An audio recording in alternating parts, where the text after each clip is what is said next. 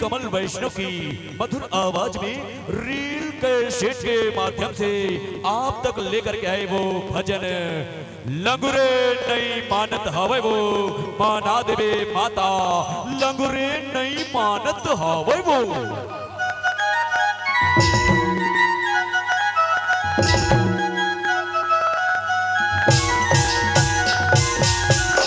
बोलिए वीर बजरंग बली की।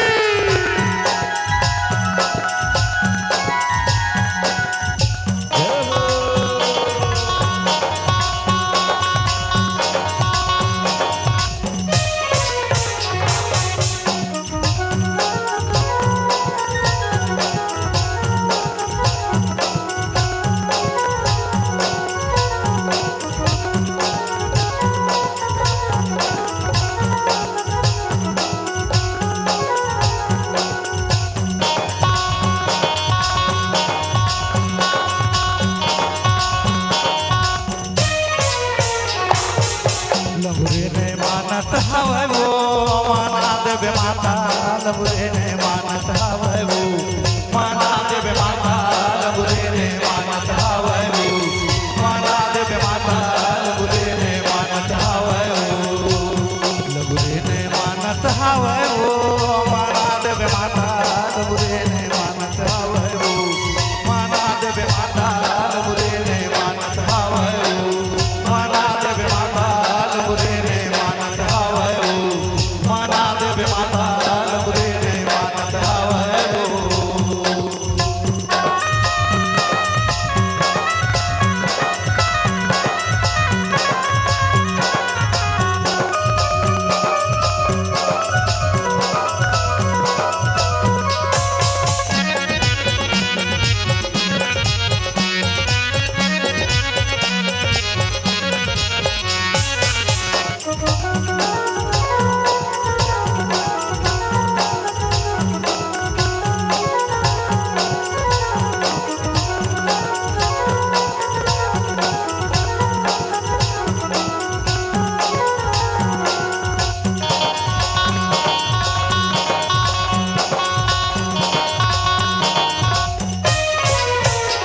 साड़स मन भन बरस बन बन बोलत मोरा बन बन बोलत मोरा महामाय बन बन बोलत मोरा साड़ी पहन के निकले वो माता मोहत चक्र चकोरा मोहत चक्र चकोरा महामाय मोहत चक्र चकोरा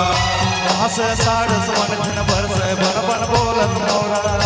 बन बन बोलत मोरा महामाय बन बन बोलत मोरा साड़ी पहन के निकले वो माता मोहत चक्र चकोरा मोहत चंद्र चकोरा महामाय मोहत चंद्र चकोरा हे लंगुरे रे साई गे हे माना देवे माता लंगुरे रे साई गे माना देवे माता लंगुरे रे साई गे माना देवे माता लंगुरे रे साई गे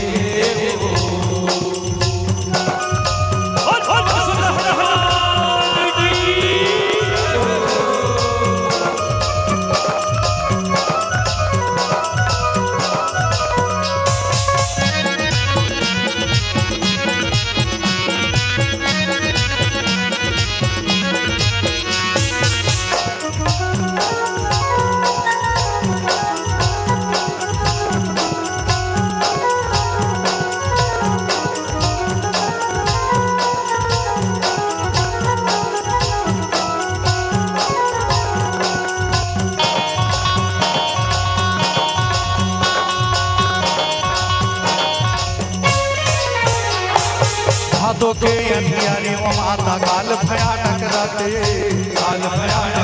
महामाय काल भयानक राते बिजली चमके रे अमर धर के चमक उठे ममराते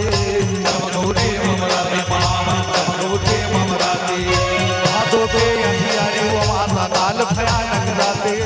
महामाय काल भयानक राते बिजली चमके रे अमर धर के चमक उठे ममराते चमक उठे ममराते महामाय चमक उठे ममराते हे लंगुरे रे साई गे हे माना देवे माता लंगुरे रे साई गे माना